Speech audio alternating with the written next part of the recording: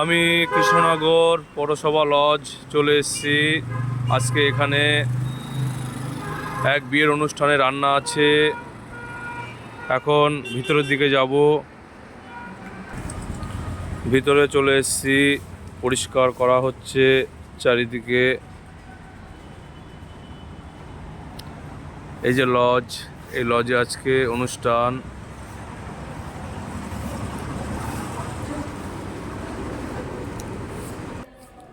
লজের ভিতরে চলে এসেছি, এখন রান্নার ওখানে যাচ্ছি।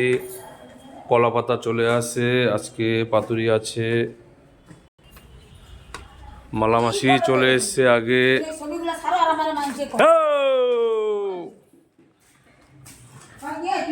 এখানে রান্না হবে।